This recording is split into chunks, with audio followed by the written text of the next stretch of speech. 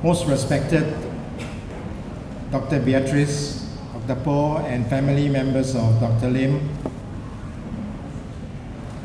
I came to know Dr. Lim when I was in high school in the mid-50s.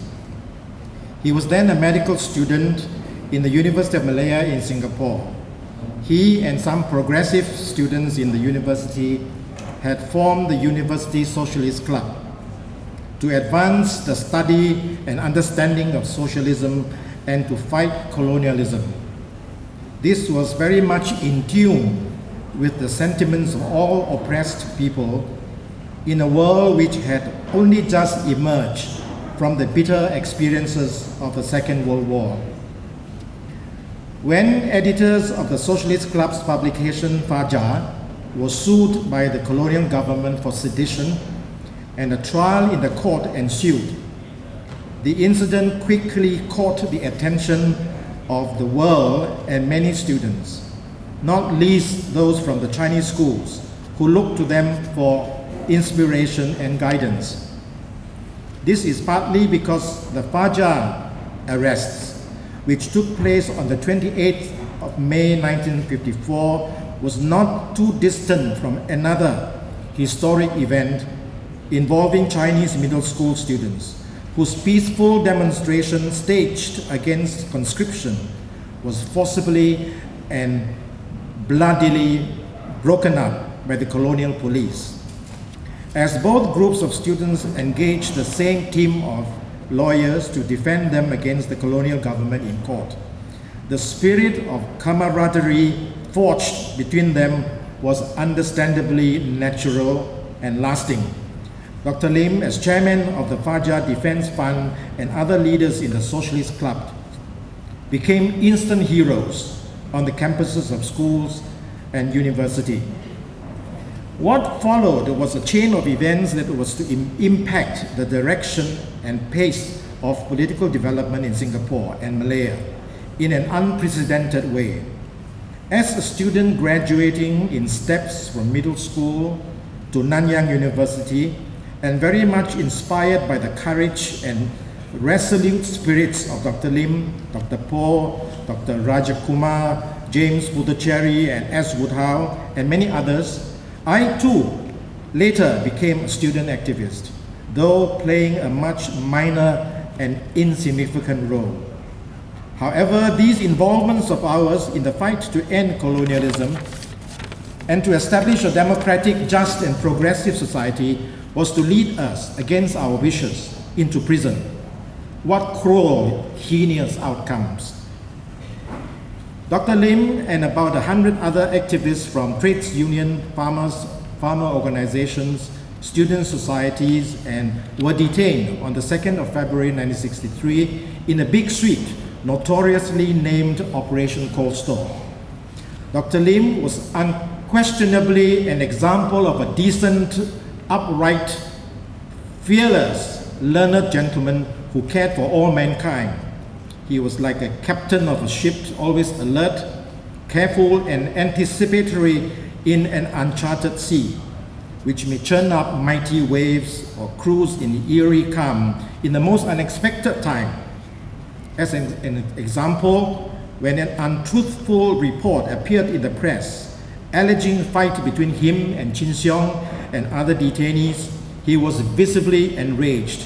He took up the case with the authorities through our lawyers, pressed for and obtained an apology from the perpetrator. Quite apart from revealing the man's true guts in defending his honor, this incident also showed that even as we lingered in jail, our political opponents' thirst for slander did not cease. While in prison, often dressed in singlets and underpants, like most of us, Dr. Lim did all the chores that every one of us had to perform to make life orderly, such as washing vegetables, cleaning the community kitchen, and clearing the tables after each meal, etc., etc.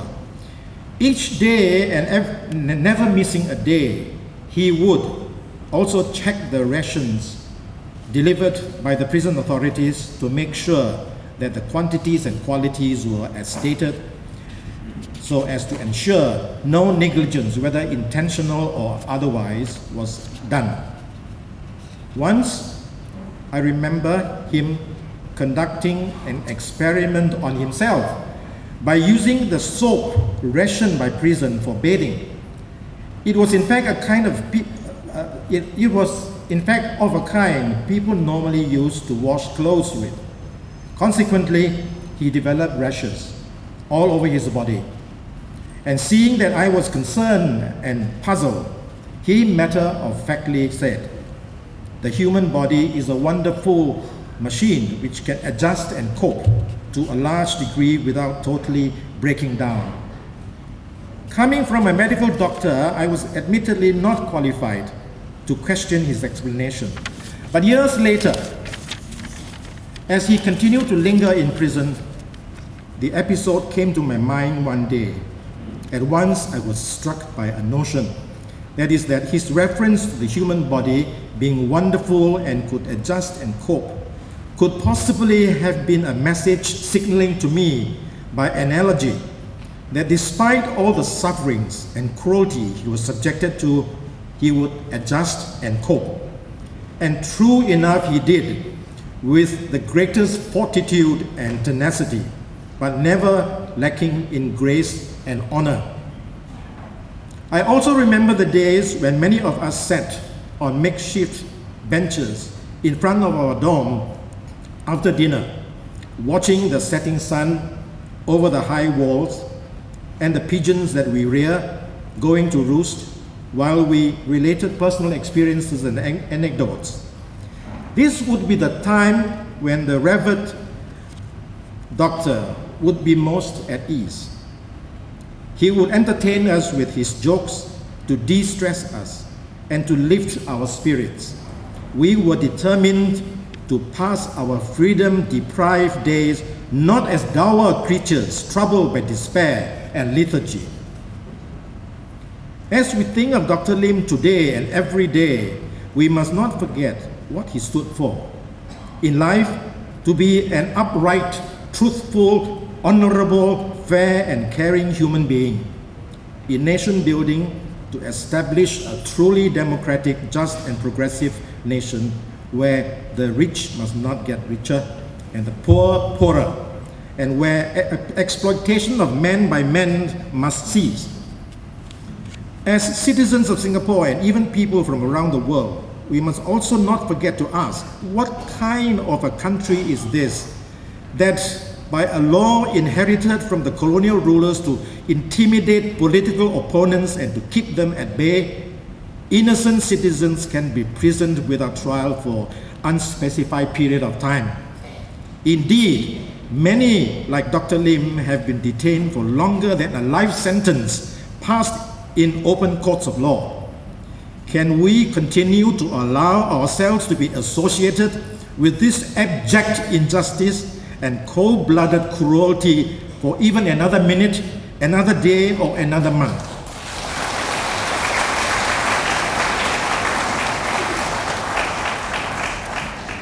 If we do, then I ask, where is our sense of fundamental justice and social conscience? Where is our minimal respect for our fellow men?